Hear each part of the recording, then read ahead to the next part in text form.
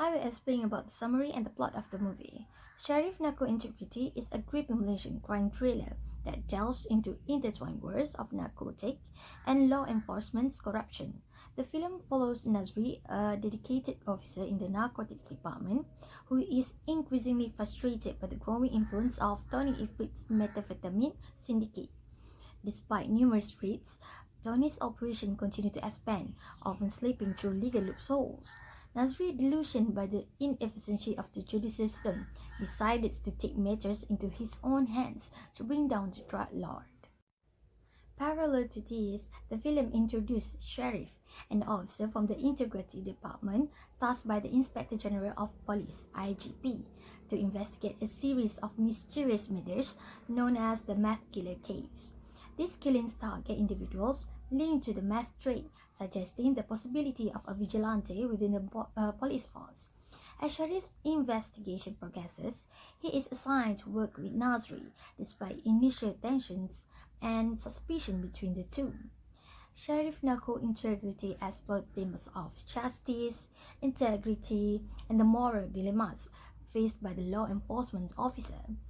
Through its complex characters and suspenseful plot, the film offers a compelling portrayal of the challenges in combating organized crime and corruption in the modern Malaysia.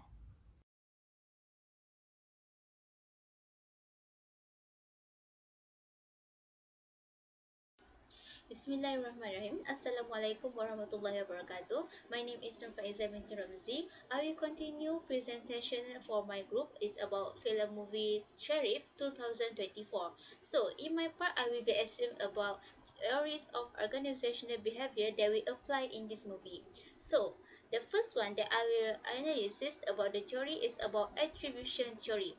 Regarding the analysis of Sherif movie 2024, the theory that was applied in the movie that may exist in attribution theory. The theory is a psychological framework for understanding how individuals perceive the causes internally or externally of behavior and events. Okay, in the film, the protagonist Sherif likely makes internal attribution about the corrupt behavior of his colleagues in the police force. So, he likely attribute their wrongdoing to internal dispositional factors like greed, lack of integrity, or moral failing rather than external situational pressure. So, this reflects the fundamental attribution error where people often emphasize personality-based explanation for others' action. Okay. Okay, continue. In the next part, the theory that apply in this movie of Sheriff 2024, which is Maxwell theory of motivation. Okay, Maxwell theory of motivation, also known as the three needs theory of acquired needs. Theory is a prominent framework in organizational behavior that explain how individual needs influence their motivation and behavior in the workplace. Okay, the theory focus on three needs: the needs of achievement, the need for power, and the need for affiliation. Okay, the first one, need of theory, which is achievement, is look individual with a high need for achievement prefer moderate risk situations, set high personal standard, and seek opportunities to demonstrate their competence. Okay, in this movie that will be explained about in the plot scene, the protagonist Sheriff is driven by a strong need for achievement. He is determined to take down the powerful drug syndicate and corrupt cops despite the personal risk involved. Okay, the second of the needs, which is need of power. Okay, needs of power, they may seek leadership position and aim to make an impact on the organization.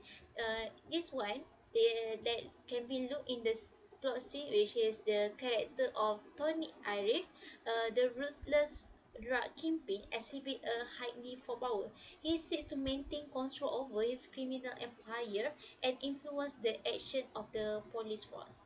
Okay, the last one, this story, I could be explained about the need for affiliation, which is explain the desire to form and maintain close, friendly relationship with others. Okay, in this part, the plot scene, they prefer to work in team and avoid conflict. Okay, in this plot scene, which is it can include the partnership and collaboration between Sherif and Nazri, the police officer from the narcotics department, suggests a need for affiliation. They work together to bring down the common enemy, prioritizing cooperation over individual competition. So, uh, that's all from me, and it will be continue for my next friend to explain other story that apply in this Sheriff film movie 2024. That's all. Thank you. Okay, next for the effective event theory (AET), this theory posits that emotional reaction experienced by the employees in their response in event in the workplace are responsible for the workplace attitude and behaviors. First, we can say for the negative emotion, example in the movie like Nazri, who in narcotics officer get carried away emotionally by the issue, thus opting to deal with it on his own rather than following the legal procedure. So, according to the theory, this negative feeling is associated with the job dissatisfaction and poor performance. Meanwhile, the positive attitude, like Sherif, the integrity officer, has dealt with the situation more calmly and professionally. So he can focus on the next stage instead letting his own feelings or emotion influence his action. So theory asserts that this positive attitude can lead to the increased job performance and satisfaction. Okay, for self-determination theory, this theory is a macro theory on human motivation, emphasizing the extent to which the behavior is self-motivated and self-determined. According to the theory, person is forced by an internal impulse to engage in acts that satisfy their need for three basic things, which is autonomy, competence, and relatedness.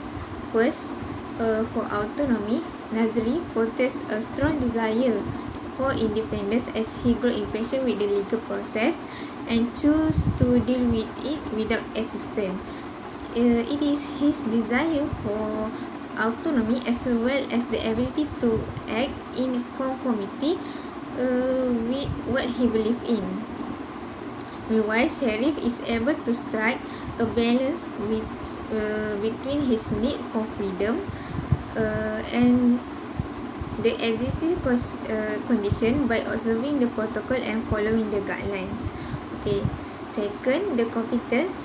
Both Nazri and Sherif show a strong desire to excel in their position as police officer. So Sherif, for Sherif, structure method enable him to meet this requirement more efficiently and successfully doing his task and obligation. Meanwhile, Nazri is sudden action indicate that his desire for competence is not completely satisfied within the system. So, lastly, the relatedness. The film showed the significant relationship between Sherif and Nazri and their ability or inability to collaborate efficiently. This affect their feeling of relatedness and inclusion in the police officer, which this is also important aspect for the theory. The reason for Nazri isolate and confrontation demeanor could be due to the unsatisfactory interpersonal relationship. Assalamualaikum warahmatullahi wabarakatuh. My name is Muhammad FIKRI bin KAMARUZAMAN. My matric card number is 1212641. So I will explain the next theory, organizational behavior that apply in our movie, which is the Sherif Narco integrity. So I will explain the one of the theory, which is the goal setting theory. So what is the goal setting theory? The goal setting theory is the goal tell an employee what needs to be done and how much effort is needed. An employee's objectives specify what has to be done and how much effort is required. Which is when it is obvious that the goals cannot be reached, don't adjust the goals, but adjust the action step.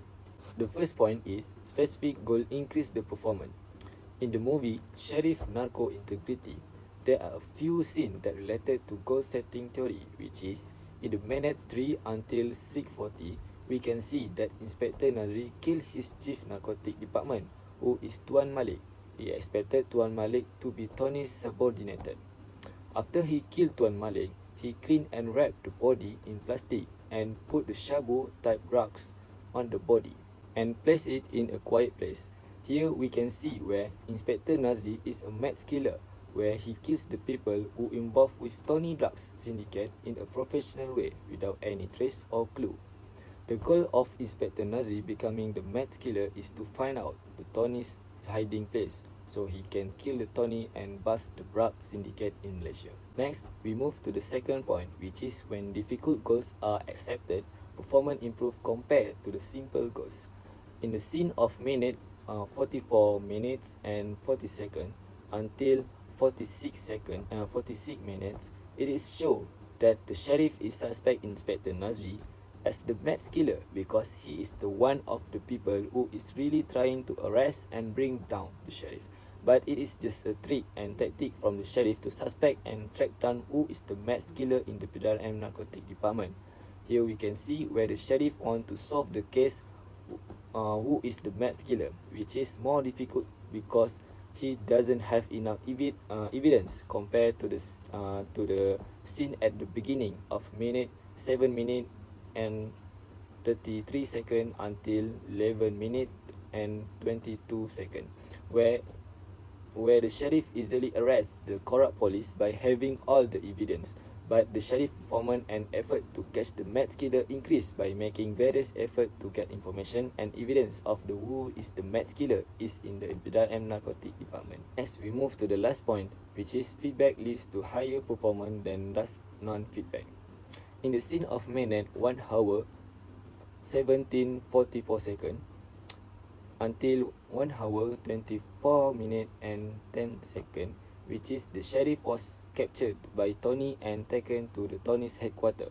This is because Tony want to integrate and try to negotiate with the sheriff and bribe him to find out who is the max killer, who is interfering with Tony's drug syndicate business. But the sheriff also took the opportunity to question and do a little trick on Tony, so that the sheriff also got information on who is the Tony spy in the PDRM narcotic department. With that, the sheriff will also be the closer to arresting the corrupt police and being able to identify who is the real max killer. That's all from me. Thank you.